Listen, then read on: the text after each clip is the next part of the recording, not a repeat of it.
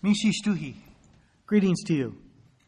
My name is Greg Castro. I'm Rumsen Ohlone, Ramatush Ohlone, and Totral Selenen, and I'd like to welcome you to my mother's Rumsen homeland. We have stories that tell us we've been here since the beginning of time, or 15,000 years, depending on your scientific persuasion. And either way, we've been here a little bit longer than some others, and we think we know something about the place. It's changed a little bit, or more than a little bit in the last 250 years, but it's still our homeland. It still gives us the very essence of our life, the nutrition and spiritual nurturing that we need every single day. And so I welcome you to this place, this very beautiful place, this place where we are still at, the unceded, occupied lands of the Rumsen people, and we are still here, and we are still welcoming people as we have for thousands of years. I'd like to open up with a brief song I learned from my cousin, the famous Rumsen basket weaver, Linda Yamani. It's the fog song. Don't usually do it in the evening because we don't usually need it. But I often do the song also for other reasons, for not just clearing the fog in the morning, but to clear the spiritual and mental fog. Because this is a time and place of learning, of gathering information, of discerning new knowledge. And so clearing out the fog can sometimes help that process.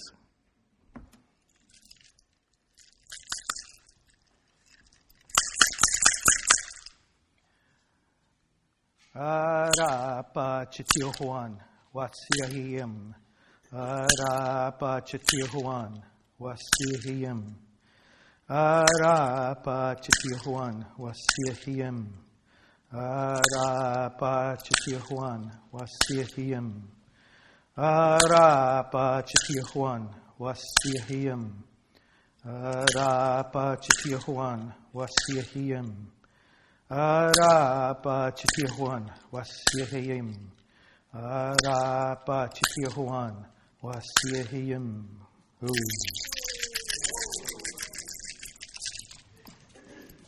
So thank you for being here, and enjoy your weekend and treat each other well.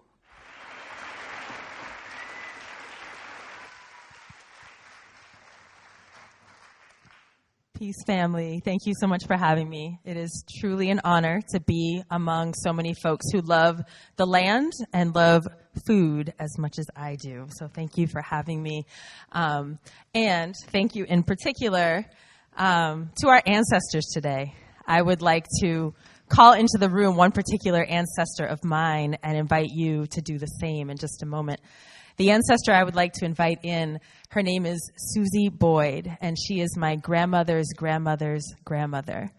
And she, like so many women in the 16 and 1700s in the Dahomey region of West Africa, when faced with near certainty of being kidnapped and forced into the bowels of slave ships, gathered up her seeds from her farm and braided them into her hair, believing against odds in a future on soil and believing that we, her descendants, would exist to inherit that seed. That is foresight, and that is hope.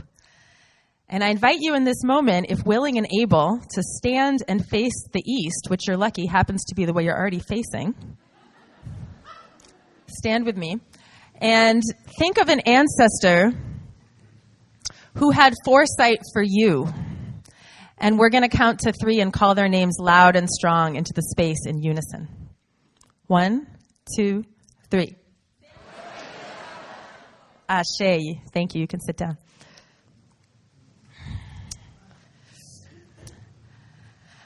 I also want to thank Greg and all of the members of the Rumsen Ohlone community for inviting us, doing the invocation, welcoming us here today, and also to thank the original stewards of the land where my farm sits, the Mohegan Nation, who were forced off by Dutch settlers in the 1800s to a marshy, desolate parcel in northern Wisconsin, where they have been struggling and surviving ever since and have been generous enough to befriend us and to be open to our initiatives towards solidarity, which have looked like passing on a cultural respect easement so they have forever access to the land that is Soulfire Farm. It looks like reviving native seed and supplying their farmers with that seed from their original territories, and it looks like working really hard on stopping pipelines from going through their ancestral homeland. And I invite you, if you're not already involved with solidarity with the First Peoples on the lands where you farm and work, that you figure out what to do on their terms. And the last thank you I want to give before we get into some storytelling is to my team, because as you can see, this was taken 2 days ago. This is what it looks like in the mountains of New York. It's cold, and there's a lot of shoveling to do, and I just got off the phone with my partner, and they're putting in a bathhouse, and it was -5 degrees Fahrenheit, and I'm not dealing with any of that. I just took a walk on the beach, and there's kelp and stuff. So it's a team thing. So I just want to, shout out Justin and Cheryl and Larissa and the whole team for holding it down so that I can be here frolicking with y'all and in the warmth. So a little bit about our farm and why I care so deeply about this issue of farming while black, of black agrarianism and food justice and food sovereignty. I started farming when I was 16 years old. That was 1996. Do the math. So for a long time. And I was one of those, like so many teenagers, it's hard to be a kid. It's confusing. Society doesn't give us a lot of messages about how we can be productive and happy and whole. It's about regurgitating facts for a test or conforming to what adults want you to do or consuming things. And farming was literally life-saving for me as a teenager. I fell in love with that elegant simplicity of seed to harvest, serving the community in Boston, Massachusetts. And it was, I was hooked. And so after many years of farming in other people's farms, my family decided to start Soulfire Farm back in 2010. And this was to address the issue of food apartheid in our community. Food apartheid being that insidious system that relegates certain people to food opulence, the Trader Joe's, the Whole Foods, the nice fancy farmers markets, and a whole other segment of the community, mostly based on race and class and zip code by proxy, to KFC's, McDonald's, and corner stores. So that's what we were living in. And when our neighbors found out we knew how to farm, they said, when are you going to create the farm for the people? When are you going to create the farm that brings food to us? And that's how Soulfire came about. We started to eke these vegetables and medicines and meats and eggs out of this marginal mountainside and figure out how to, get it to the people who need it. We used to just have our station wagon that ran on grease, and then we upgraded to the creepy white van, which I think the sticker and the cute teenager make it less creepy. What do you think? That's pretty good. But for 9 years, we did a doorstep delivery CSA. We've just transitioned our model. So now that we're delivering food through a refugee center, as well as a center for returning citizens coming home from incarceration. But same difference, essentially. We're getting the food to the people in our community who need it most at an affordable price. So after a few years of doing this, we started getting a lot of calls on our farm from aspiring black and brown farmers all around the country saying, we need a culturally relevant, safe space to learn how to farm. We're dying to learn how to farm. We can't get into these incubator programs. We're experiencing racial microaggressions when we try to woof. These conferences, people don't look like us. Like, where can we go to learn how to farm? And we started this week-long program. It's changed its name over the years, but essentially a week-long residential program. I made a post on Facebook, and it filled up in a few hours. So I made another program and another and another, and we have a multi-year waiting list of people coming from now many countries to come learn how to farm. Youth, adults, elders, Spanish speakers, English speakers, folks from many different communities. And we just added a special certificate program in looking fly while hanging your alliums in the barn. 30% off until the end of the night, so check it out. And as we started getting graduates from these programs, they were saying to us, it's really cute and special that you taught us how to hang alliums and market and all of that, but we don't have any land. We don't have any capital. We can't get access to these big USDA programs because we're relegated to these specialty crop, sections and so forth. And we realized that fundamentally the food system was not set up for us to survive and thrive, and that it would take political organizing to change that. So we got really involved with National Black Food and Justice Alliance, Heal Food Alliance, our regional coalitions. We started talking to Warren and the Sanders campaign and pushing them to put Black and brown farmers on the agenda. So this is a lot of meetings in the wintertime, but we're actually able to make some changes in the Farm Bill and get some prominent candidates to listen. We also started a regional land trust that works on rematriating land back to indigenous communities as well as to dispossessed growers, and that's called the Northeast Farmers of Color Land Trust. And this extends beyond the boundaries of the so-called United States. We have sibling farms in Haiti, in Vieques, Brazil, Ghana, Oaxaca, and Mexico, and these are places where we do an intercambio, or exchange of ideas, and garner resources to support indigenous-led food sovereignty projects. So all that to say, this lecture is actually not about Soulfire, but I thought it would be really important to give you some context and a taste of why this is so sacred and important to us. But we didn't come up with any of it, actually, any of these ideas. They go all the way back to the seeds that were braided in my great-great-great-great-great-grandmother's hair. Right? Because the seeds were not only the physical seeds of basil and rice, of coffee and cola and melon and eggplant, right? The seeds were also the ways of knowing of how to be in right relationship with the earth and how to farm in a way that actually regenerates the land and the climate and the human community. And that's what I want to talk to you about. I want to talk to you about the Black farming legacy and give thanks to the farmers who came before us for all that we've inherited. But first I want to ask you, how many Black agrarian practices do you currently use on your farm? And I'll give you some hints, some categories. Perhaps the way you own your land comes out of a Black agrarian tradition. Perhaps the way you prepare your beds or your livestock integrations or your soil testing methods come out of Black farming practices. But I would love you to hold up the number of fingers of how many you think you use, and if you're not sure, you can just hold up a closed fist for 0. Let's see. 0, 10, 3, 5, 5, 3. Honesty is good. 2. Excellent. All right. Thank you. I bet we all use at least one. And so I'm going to tell you what some of them are, okay? So first, this picture shows in my left hand the soil at Soulfire Farm back in 2006 when we signed white man's papers to make it, quote, ours, right? That was the topsoil. It was so degraded. In my right hand is 2019, right? Same place, same area. And that's by using these methods that I'm going to talk to you about. One of them being the way that you test soil itself. In the Niger, you test soil using taste, color, and texture. They can actually taste the difference in pH to a 0.5 degree of precision using the sourness or sweetness on the tongue of the soil. I have not mastered that yet. But the texture by feel test, which I'm sure many of you have used, where you make a ribbon with your fingers and you see how gritty and how smooth, also comes out of the Niger. It was adapted and modified by U.S. and European soil scientists, but comes from African farmers. Does anyone here raise your hand if you do worm composting or encourage worms to proliferate on your farm? Awesome. Me too. I love worms. So the first documented incidence of vermicomposting comes out of ancient Egypt. Cleopatra, who was born in 69 BCE, was an avid worm composter. She actually put out a law that said that anyone who harmed an earthworm would be put to death. Now, I personally don't agree with the state killing its citizens, but I think that is pretty powerful.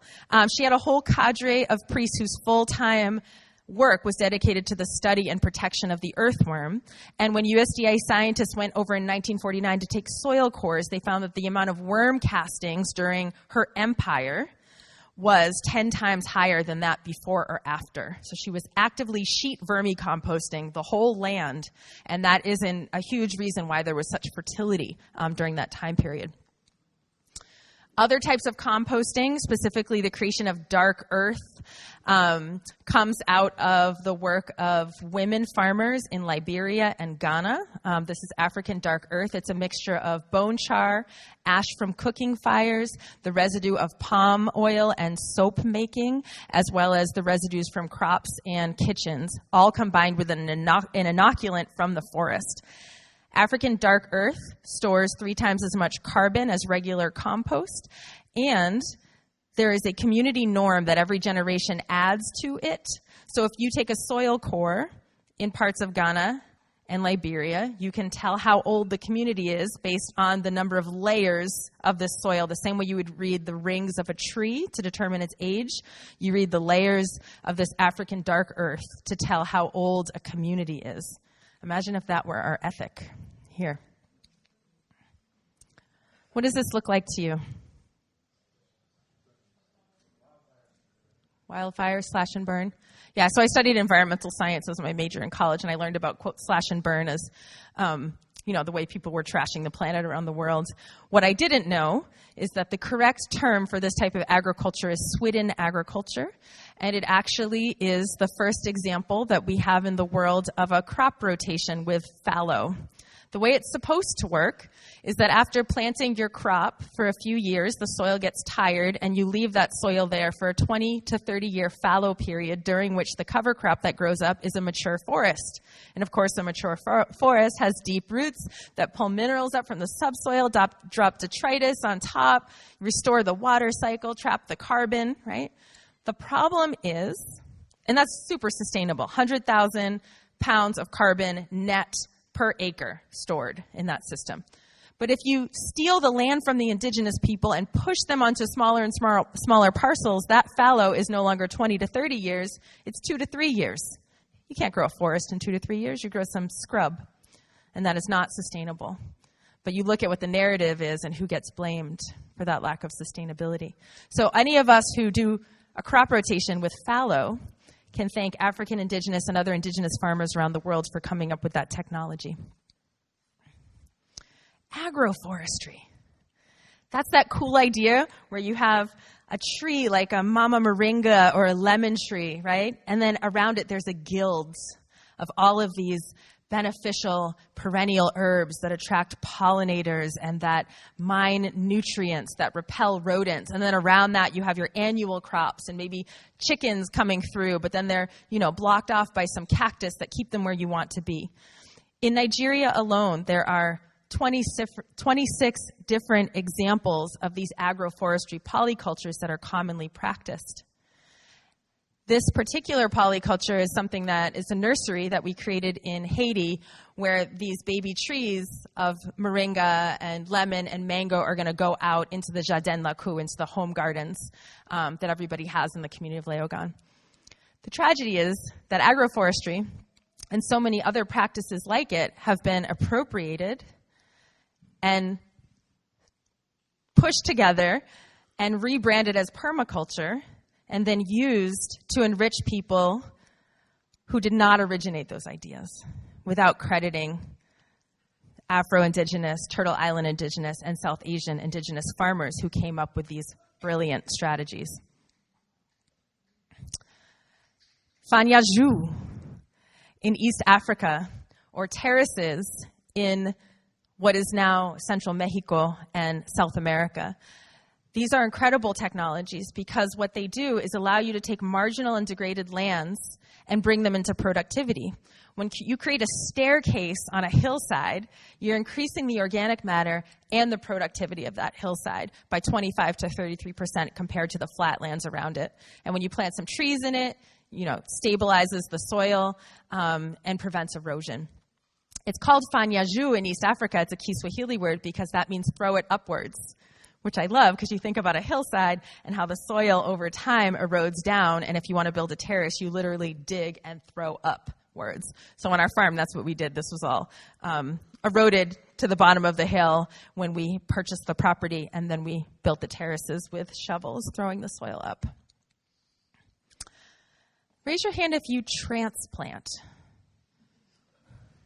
All right, you have to in New York. I didn't know if in California if you can get away with just direct seeding everything, but in New York you would not be able to grow very much without transplanting. The first documented instances of using a nursery to take care of your baby plants and then put them out into the, wild fields of maturity, co-evolved actually in the Chinampas in the highlands of central Mexico and amongst the Mende and Wolof people of West Africa, the rice farmers. And these rice nurseries, these rice paddies, they would plant the rice seed, and be able to nurture these plants with abundant water, protection from herbivores, a lot of extra TLC, and once they get enough true leaves, they're planted out into the paddies. During the time of chattel slavery,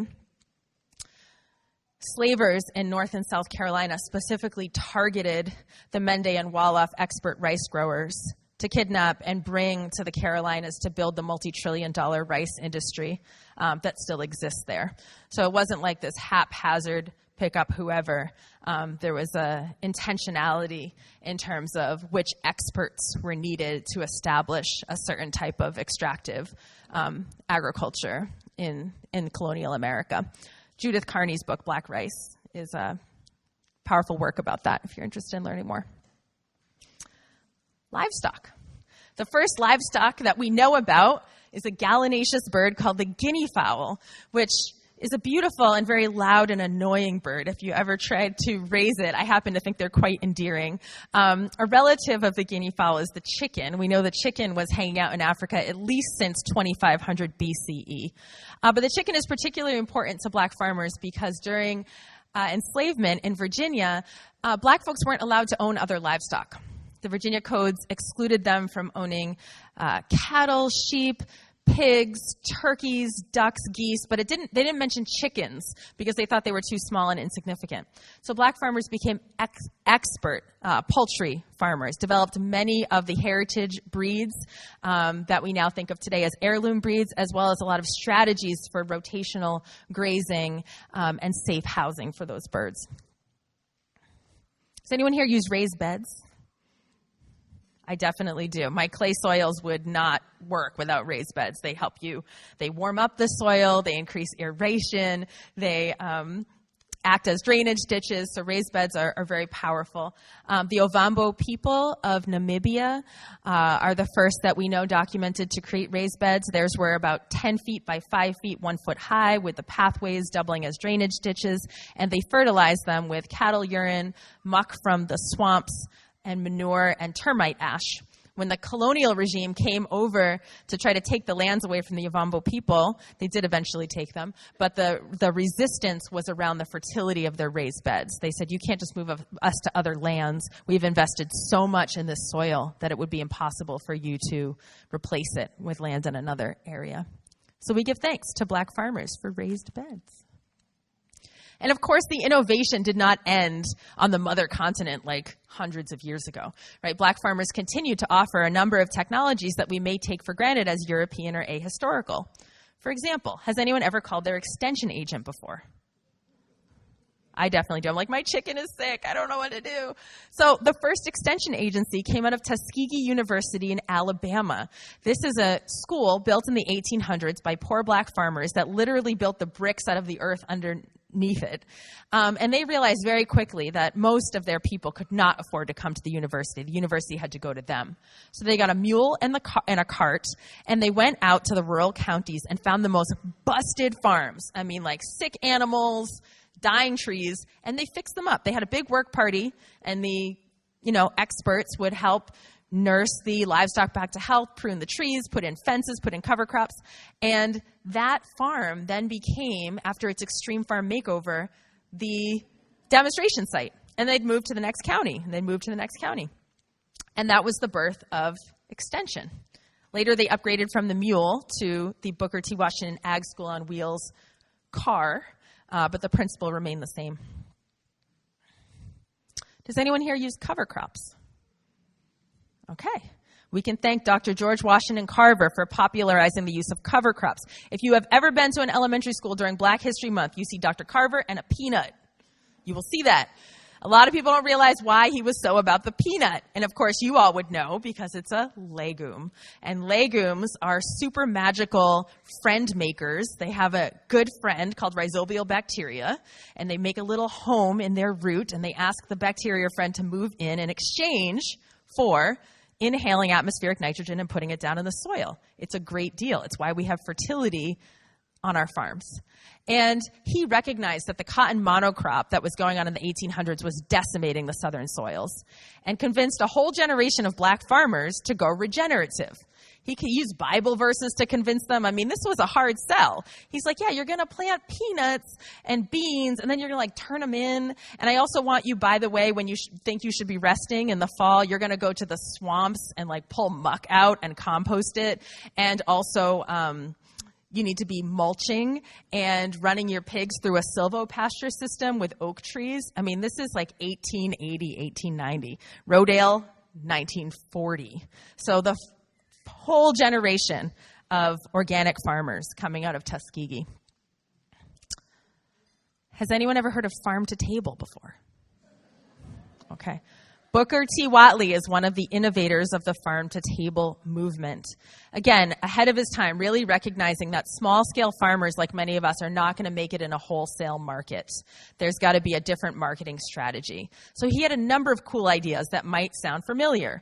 Idea number one, farmers create a newsletter and send it out to the community so people feel connected to your farm. And by the way, name your animals, right? Idea number two, those city folks who are like missing the countryside, invite them out to your farm and tell them they can pay you, the farmer, for the privilege to pick their own crops and take them home, right? Idea number three, people can be members of your farm. We'll call it a clientele membership club, and then they'll get reduced rates. They'll get wholesale rates, and they're essentially prepaying for a share of the produce over the season, right? Way, way ahead of his time. So we thank Booker T. Whatley for farm to table. We feel it is very important that we obtain homes owning our own shelters and the ground, that we may raise fruit trees concerning which our children can say, these are ours. This came out of a convening of the freed people in 1865, right after emancipation. Despite that plea, 40 acres and a mule never happened. It was a broken promise. And even the bits of land that black farmers were able to obtain over generations were almost all gone by the 1960s when Fannie Lou Hamer rose to into the spotlight as a leader in the Mississippi Freedom Democratic Party. What was happening in the 1960s was that black sharecroppers, these are tenant farmers, were getting kicked off their land and fired for registering to vote. So she gathered up 70 of these now homeless sharecroppers and started a co-op called Freedom Farms. This co-op built on almost 80 years of black cooperative history in the United States. W.E. Du Bois writes about black co-ops. But by forming that co-op, those folks were able to rise out of poverty and able to have homes and grow their farms again, provide their children with education. So we thank black farmers for the co-op movement. And then this last one that I want to share, as far as ag techniques, is very close to my heart because it connects to my own child, who's now almost 17. She was 1 at the time. We were living in Worcester, Massachusetts, and she was, following around as I did my urban farming thing and youth program thing. And I took her to her 1-year-old checkup, and she had lead poisoning from the soil. Now, being an activist mom, I went around and started soil testing the whole city and realized that while the EPA safe limit for lead in soil is 400 parts per million, there were some areas we tested as high as 11,000 parts per million, which is like Superfund site. Very, very toxic. And among the many things we did to address that issue was to use this special little African flower called a pelargonium or scented geranium that's a hyperaccumulator of lead to clean up the community gardens and playgrounds in the city using a process called phytoremediation. And these black and brown youth won a contract with the city, put on their hazmat suits, and led the phytoremediation. And so now it's safe to play and garden in Worcester, Massachusetts.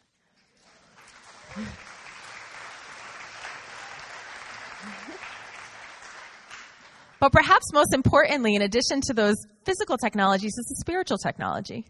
When I was living in Ghana, West Africa, where one of our sibling farms is, the elder women in the community who taught me many things, including how to farm, challenged me. They said, you folks in the United States, you put a seed in the ground and you don't pray or sing or dance, you don't pour libation, you don't do any festivals, you don't even say thank you to the ground. And then you ask the seed to come up and feed you. That's why y'all sick, right? You're sick because you think the earth is a commodity and not a relative. So here we are, maybe looking a little bit silly to some eyes, but we're saying thank you. And that has become an integral part of our practice at Soulfire, to ask and also to give gratitude. And I could list many, many more things, but I only have 35 minutes, so you have to get the book.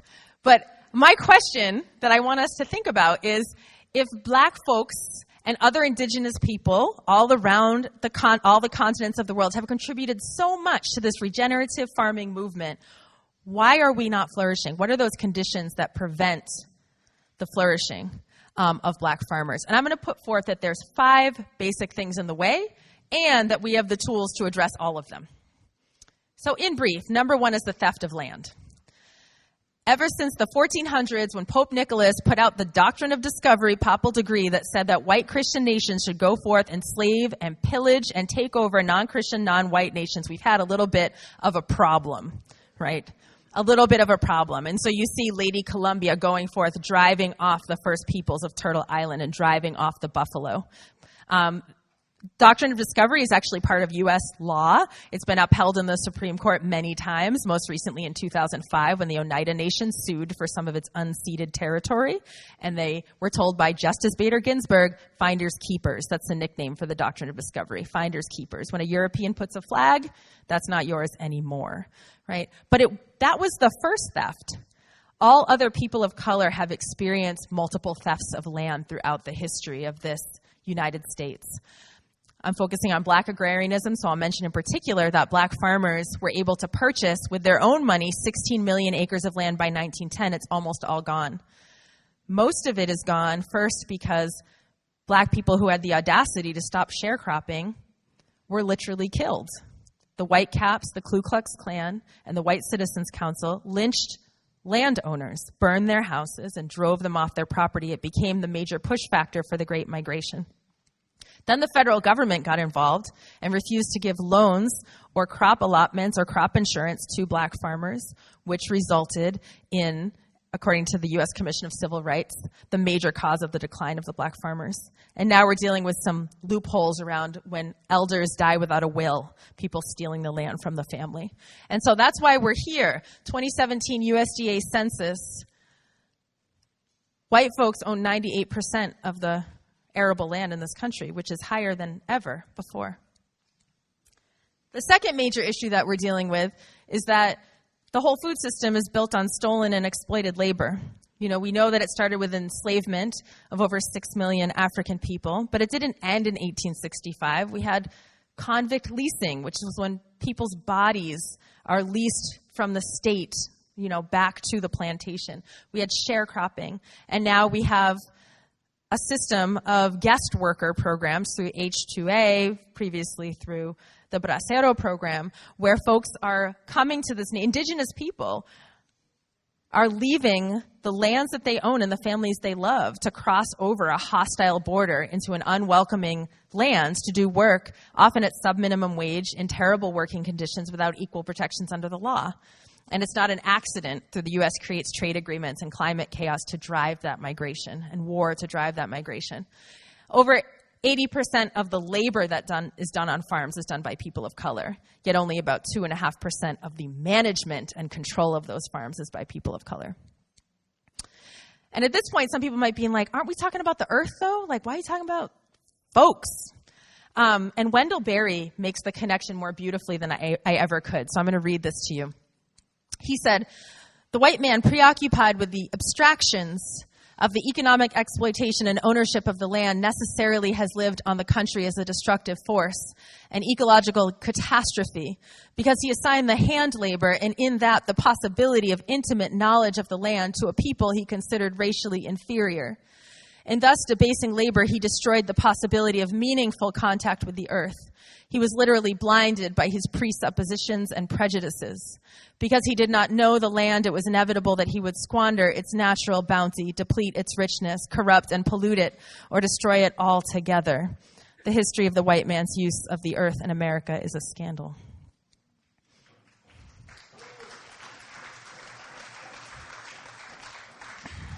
So it's not a surprise, right, that industrial agriculture would be the number one driver of climate change, of habitat loss, of water withdrawals, of pollinator destruction, of dead zones in the Gulf of Mexico. Because the way we treat our human siblings is going to echo and mirror the way we treat our relative, the Mother Earth. And then it's not an accident, of course, that this extends all the way to the consumer, that there would be disparities based on the color of your skin in terms of your access to healthy, life-giving, nourishing food, and that hunger, diabetes, heart disease, and kidney failure would disproportionately impact Black and brown communities, that your zip code would be the number one indicator of your life expectancy in 2020. And it's not an accident that many people from our communities are so traumatized by centuries of displacement from lands and oppression on land that literally a young person who's never personally experienced slavery or sharecropping or being a migrant worker could come onto Soulfire Farm and have their first association be slavery because they see land, right? And so we have a lot of healing to do in our own communities because while the land was the scene of the crime, she was never the criminal. And so we are working hard to rewrite our narrative and to reach back beyond 500 years of oppression towards the thousands of years of land-based dignity that was mentioned earlier. The good news is if we can break it, we can fix it. And so I'm going to leave you with some suggestions about how we can all get involved because as my daughter Nashima says, the food system is everything it takes to get sunshine onto your plate, which is a wide arc, which means there's some way for every single one of us to engage with healing and repairing the food system. And the very first thing is to look within, right? All of us are part of some kind of institution, whether that's our family, our farm, the EcoFarm community, or our society. And this list of suggestions I didn't make up. I thought it was very important because this is not my house. I am in y'all's house. To find out what the Black and brown farmers that I know in this community say is needed. And this is what they say. That EcoFarm and the institutions that are part of it need to create an equitable decision-making process and be transparent about the process. We need to address internal concentrations of power and forms of oppression. We need to resource Black, Indigenous, people of color participation. Align food justice values with funding ethic. Uplift regional knowledge, integrate Black, Indigenous, POC into all programming, not tokenize BIPOC leaders or overwork them, and to share resources with BIPOC-led initiatives to create culturally relative alternatives to EcoFarm. And when we talk about resourcing, it literally means thinking about what do we have access to? Do we have time? Do we have 10 hours to give? Do we have money? Do we know people who have money? Do we have a platform, power, and office space to share? What are the resources we have? And how do we share them with initiatives that are led by the people most impacted by the issues? How do we share them with Indigenous community, with Black community, with Latina community, with Asian community? And there are a number of super amazing, wonderful Black, Indigenous, people of color-led organizations right here in California that many of them are under-resourced. Maybe their websites don't even have someone taking care of it, And there are ways that each of us can think about reaching out and seeing how to be of service, right, to Black Earth Farms Collective, to Farms to Grow, to Farmer Mai's Grain Farm, right, to the California Farmer Justice Collaborative. How can we support the Minnow Land Trust and Namu Farm? How can we support Poder and Roots Rising and the Sovereign Seeds and Starts American Indian Child Resource Center and Yisrael Family Farm and on and on? So I invite you to join with me in reading my most recent favorite poem. We're going to read it all in unison. So let's take a deep breath together. Pardon me if when I want to tell the story of my life, it's the land I talk about. This is the land. It grows in your blood and you grow. If it dies in your blood, you die out. Thank you. Thank you.